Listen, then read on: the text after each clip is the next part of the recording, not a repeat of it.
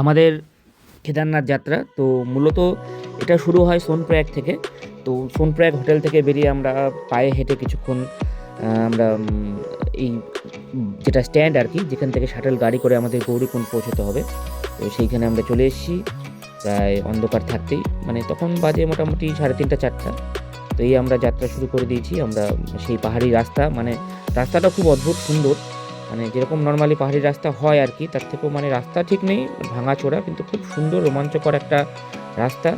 তো এই রাস্তা দিয়ে আমরা অনেকে আছে যারা এখান থেকেও পায়ে হেঁটে গৌরীকুণ্ড অব্দি যায়। আবার এই যে সেই রাস্তায় দেখতে পাচ্ছেন ঘোড়া সাওয়ারি, মানে ঘোড়া খচ্চর, মানে এগুলো চড়েও অনেক দর্শনার্থী যারা আছে যারা বাবার দর্শনে যায়। তো সেটা শুরু হয় মূলত হচ্ছে গৌরীকুণ্ড থেকে।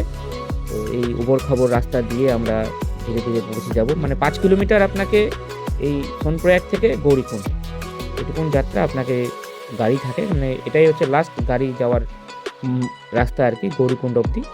তো সেখানে গিয়ে আপনি সেখান থেকে পায়ে হেঁটে হোক বা ঘোড়া করে হোক বা অনেক রকম ব্যবস্থা আছে, ডুলি আছে, সেগুলো করে আপনি যেতে পারবেন। যদিও আমরা পায়ে হেঁটে গেছিলাম।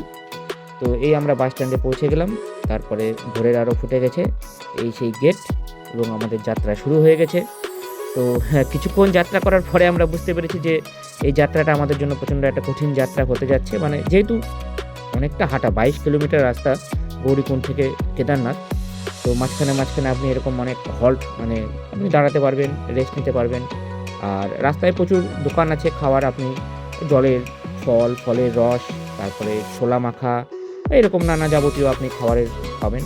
এছাড়া দেখুন যে, কারণ আমরা এই বন্ধুরা, ঠিক আছে, ভাই আছে টুয়াই, তো এই বন্ধুরা আমাদের বাবাই, তো সবাই আমরা আরও টোটাল 7 জন গেছিলাম। তো পাহাড়ের উপরে যাবতীয় যা কিছু নিয়ে যাওয়ার রাস্তায় একমাত্র এই ঘোড়া বা খচ্চর, কারণ ওখানে হোমস্টে আছে, সেখানে প্রয়োজনীয় জিনিস যেমন দেখুন রড নিয়ে যাচ্ছে, বিল্ডিং ম্যাটেরিয়াল, তারপরে এই যারা দর্শনার্থীরা এই যে ধীরে ধীরে ধীরে ধীরে তারা এগিয়ে যাচ্ছে। কিন্তু রাস্তার দৃশ্য, এই যে যেটা বলতে চাইছিলাম, যতই আপনার টায়ার্ডনেস থাকুক বা আপনি যতই খারাপ লাগুক, এই সুন্দর দৃশ্য আপনাকে সব কিছু ভুলিয়ে দেবে। আপনি যতই টায়ার্ড থাকুন, দেখুন শুধু একবার দৃশ্য, নিচে নদী বয়ে যাচ্ছে। আর এই যে যখনই আমরা এই জায়গাটায় পৌঁছালাম, দূরে দেখুন যে তোমরা সবাই দেখো যে পাহাড়ে ঢাকা যে, সরি, বরফে ঢাকা যে পাহাড়, তো সেটা দেখা মাত্রই মানে আমাদের আরও মানে ভিতরে এক্সাইটমেন্টটা বাড়তে থাকে। আর রাস্তায় এরকম অজস্র এরকম ঝর্ণা, ছোট বড় ঝর্ণা দেখা যায়। আর পিকচার তো বানতা হয় দোস্ত, ঠিক আছে, ছবি তো মাঝখানে মাঝখানে তুলতে হবে। আর এই জায়গাটা দেখুন, এই জায়গাটা আমার খুব ভালো লেগেছে, একটা পাহাড়ের তল দিয়ে একটা কত সুন্দর রাস্তাটার ভিউটা শুধু দেখুন। আর উপর থেকে জল পড়ছে আর কি, ঝর্ণা ছোট, যদিও এটা একটা ছোট একটা জলের ধারা। অজস্র এরকম লোক, মানে যারা লোক বলতে যারা দর্শনার্থী, যারা বাবার উদ্দেশ্যে যাচ্ছে, ঠিক আছে, তারা পায়ে হেঁটে, আমরাও পায়ে হেঁটে পৌঁছেছি। আমাদের মানে মোটামুটি 9-10 ঘন্টা সময় লেগেছে।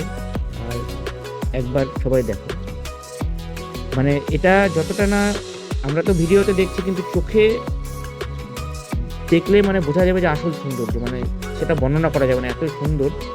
আর এই যে তোমরা দেখতে পাচ্ছ, দেখো ওই হেলিকপ্টার করে যাওয়ার ব্যবস্থা আছে। হ্যাঁ, হেলিকপ্টার করে 3,500 বা 4,000 টাকা করে আপ ডাউন, ঠিক আছে, আপনি একদিনে গিয়ে একদিনে আসতে পারবেন। তো সেই ব্যবস্থা। আর এই যে ধীরে ধীরে আমরা শুধু তোমরা সবাই এই জায়গাটা দেখো, এখান থেকে মন্দির 2 কিলোমিটার, আমরা প্রায় পৌঁছেই গেছি কাছাকাছি।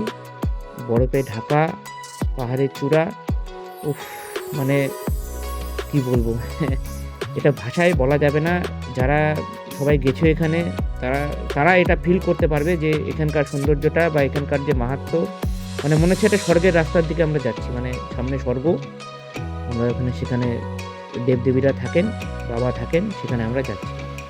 রাস্তায় বৃষ্টি হচ্ছিল মাঝে মাঝে, ওখানে পৌঁছেও মানে বৃষ্টি হচ্ছিলই প্রায়।